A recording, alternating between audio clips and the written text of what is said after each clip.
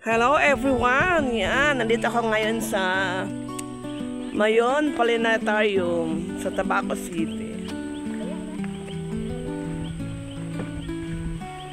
Yan guys, yung Mayon, syempre ano siya, kalahati na lang siya kasi nasa tuktok na yan. Nasa tuktok kami ng ano, yan, malapit sa tuktok ng Mayon, kaya kalahati na lang siya, yan. Wala lang, bigla lang naisipan ng aking kapatid na ano, pumunta dito. Yan.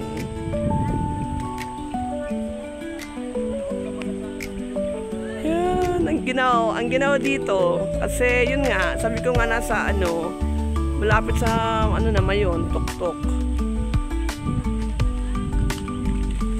Yan. Ang ganda ng view dito, guys. Lakas daw ng boses ko. Ganda ng video. Ayan, dito tayo sa kabila.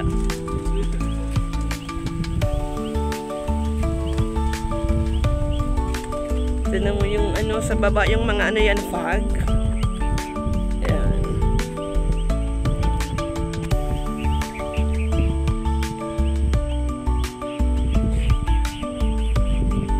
Ayan, sa baba yung mga wild plants, wild ferns, giant ferns.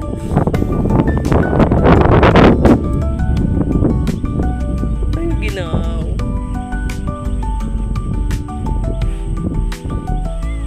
Medyo hindi kita yung ano kasi natatatakpan ng mga fog.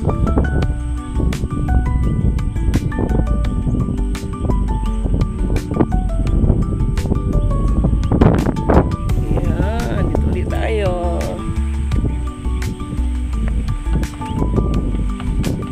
Sabi ko nga guys, yan yung Mayon volcano ha. Yan. Malapit na sa tuktok.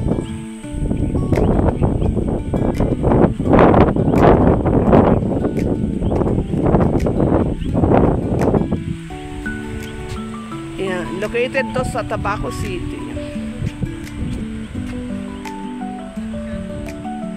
Ang lamig. Ang ganda ng ano, ang ganda ng ano yun, simoy ng hangin ng lamig.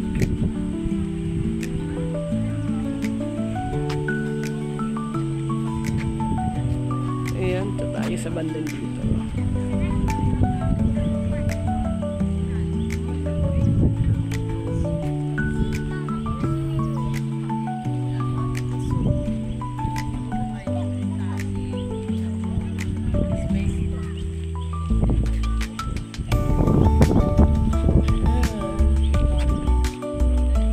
Shout out sa mga viewers itong premiere and sa mga magre-replay nitong video. Thank you, thank you.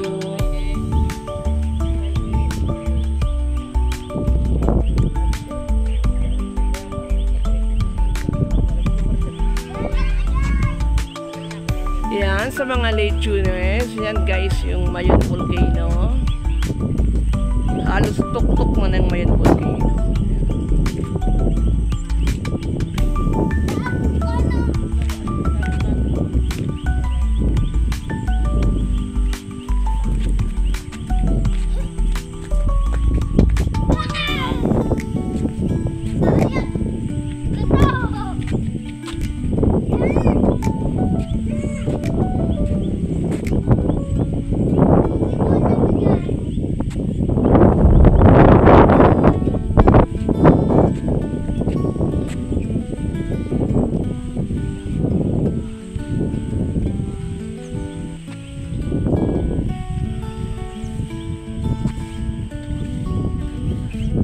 Shout out po sa mga white friends natin. Yan, white friends from Japan, from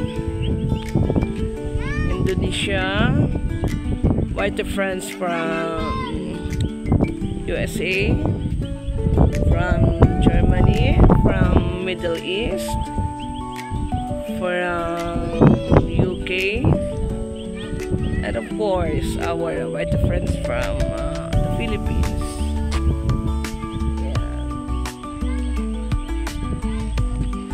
Sabi ko nga, nasa ano ko ngayon guys, nasa Mayon Planetarium. Yan uli guys yung Mayon Volcano. Sabi ko kanina, kalahatan na lang siya kasi yan. Halos nasa tuktok kami.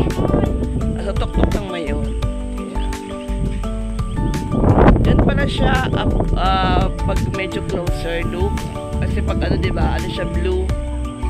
Ayan. Pag malayo blue. Pero pag ano pala, ano, yan green. Ayan. Medyo lang natakpan siya ng ano, natakpan siya ng clouds. Clouds ba yan? Fog? Fog ba yan?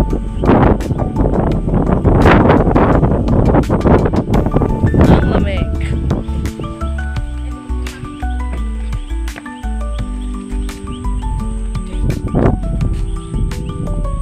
Ayan. Galing kami doon sa baba.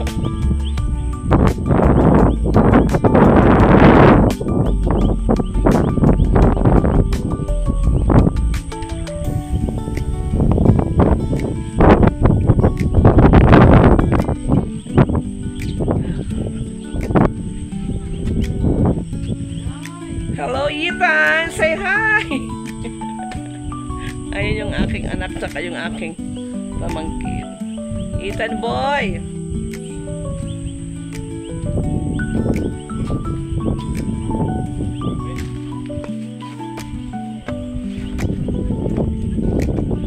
Ay! Ang lamig ka! Again, shoutout po sa mga viewers nitong premiere and sa mga nagre-replay na itong video. Thank you for your support.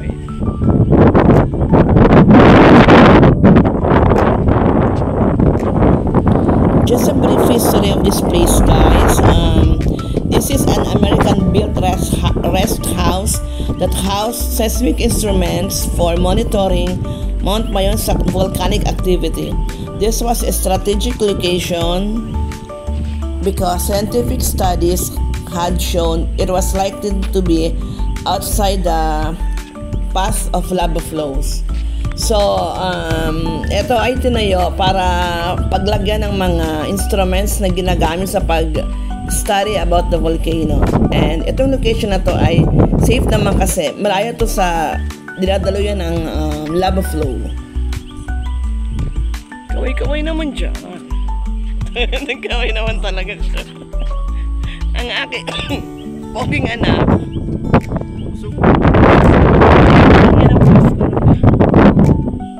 Lakas ng boses ko. Ay, lamig siya. Lamig. Ayaw dumede? Ha? Success. Oo, success. Medyo malabo ang aking ano. Malabo siya.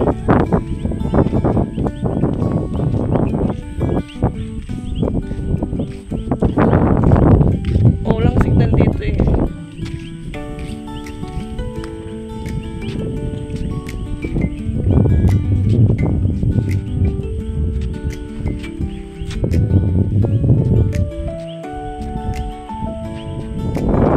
Naiiin ako sa lamig.